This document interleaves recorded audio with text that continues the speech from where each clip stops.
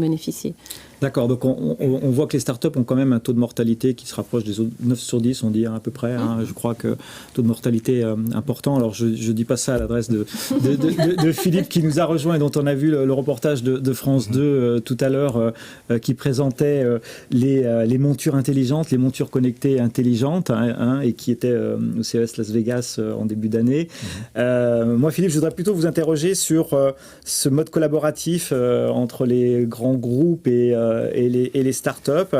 Est-ce qu'il n'y a pas une inconcordance de temps? Est-ce qu'il n'y a pas un décalage entre les intérêts des uns et les intérêts des autres? Ah oui, alors vous m'avez dit que je pouvais dire ce que je pensais. Hein. Ah bah c'est le but. Hein, d'accord, ouais. donc Ouais. J'avais l'impression en écoutant mes trois interlocuteurs qu'on était dans le monde des bisounours. C'est merveilleux.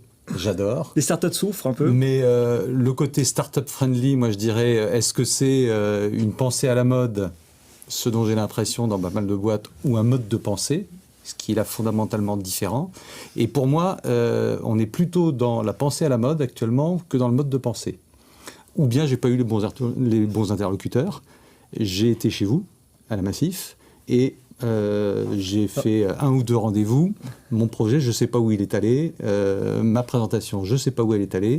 Et pourtant, quand je vous entends parler effectivement de réduire les risques, de pouvoir effectivement accompagner les personnes âgées ou d'autres en termes de dépendance, en termes de détection de chute et surtout en termes de prévision de la chute, qui est un problème juste extrêmement ardu. Je comprends pas pourquoi vous n'êtes pas mon capital. Sans prendre de cas particuliers, est-ce que c'est un problème qu'on rencontre, je dirais, de façon générale. Alors ça. Là, j'étais un petit peu taquin et je il n'y a pas de souci. Il y a tellement de startups, si vous voulez, mais il y a beaucoup de startups et il y a beaucoup de collaborateurs. Donc après, il faut s'adresser aussi. Enfin, il faut trouver les bons canaux. On ne va pas régler les cas particuliers aujourd'hui. Tout à l'heure pendant le cocktail, avec grand plaisir. Mais effectivement, on se rend compte que à un moment donné, comme vous le dites fort justement, il faut avoir la bonne personne au bon moment. Voilà. Et effectivement, pour ce qui me concerne, chez Generali, au bout de 4 mois simplement de création de la société, alors que même les choses n'existaient pas, j'ai quelqu'un qui a dit « go, on y va ». Et tiens, alors finalement... mais je ne vous ai pas dit que tout était noir. D'accord. Je dis simplement, on n'est pas complètement non plus dans le monde des bisounours. Moi, j'aurais des propositions à faire. Je pense que notre ami Jacquet pourrait les porter, d'ailleurs, dans le cadre de défendre la croissance, etc. On pourrait très bien faire un espèce d'impôt, un crédit d'impôt, non pas recherche, mais crédit d'impôt innovation ou start-up, où tous ces grands groupes pourraient voir défiscaliser une partie des sommes qu'ils mettraient dans les start-up. Un billet de 50 000 ou de 100 000 euros, je ne vais pas dire que c'est rien pour vous, parce que vous avez toujours un contrôleur de gestion derrière vous. J'ai commencé par ça quand j'étais jeune. Mais pour une start-up, c'est juste énormissime. Et ça représente même, je dirais, 10 fois plus.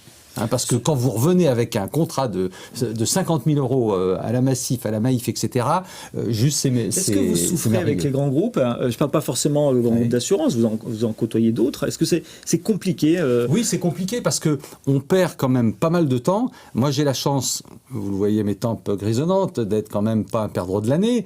Mais si vous voulez, on perd quand même beaucoup de temps dans des discussions qui vont de comité M&A en comité, etc., n'aboutissent pas pour un certain nombre, alors que vous vous dites, mais demain, quand justement les fameux GAFA dont on parlait vont leur tomber dessus, mais ils vont plus savoir comment ils s'appellent, et là, pour le coup, il va y avoir des têtes qui vont tomber, alors que certainement, je ne dirais pas notre start-up à nous, mais un certain nombre de start-up auraient pu apporter des solutions.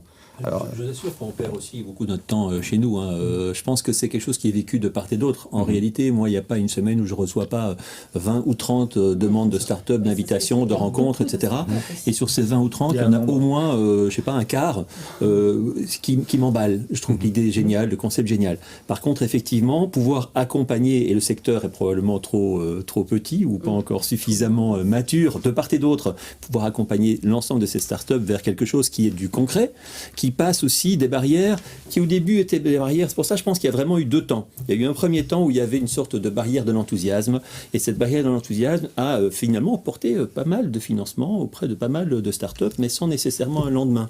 Il y a un deuxième temps maintenant, qui est un temps, et ça dépend évidemment des start-up et des technologies, mais il y a un deuxième temps qui est quand même le temps de la réflexion transformatrice interne, créatrice de valeur long terme, pas seulement un outil marketing, mais vraiment un changement intrinsèque du business model. Voilà. Je pense que Certains sont arrivés dans ce domaine-là, et en tout cas, la maturité interne dans les grands groupes a évolué pour qu'on n'aborde plus seulement l'effet waouh, mais qu'on aborde aussi l'effet pérennité, construction, business model, celui qui réconcilie finalement expérience client, marketing, technique, produit, distribution, modèle. Et ça, c'est quelque chose qui, du coup, prend plus de temps. C'est quelque chose qui nécessite aussi une analyse plus profonde de la réalité des partenariats et qui, d'ailleurs, commence petit à petit à créer non pas seulement des partenariats, mais des vraies volontés de créer sa propre start-up, aller plus loin, fédérer, devenir un hub. Dans ce que vous décrivez, excusez-moi, il y a cette notion de temps. Et on n'a juste pas, vous et moi, la même notion de temps. C'est une concordance de temps. Bien sûr.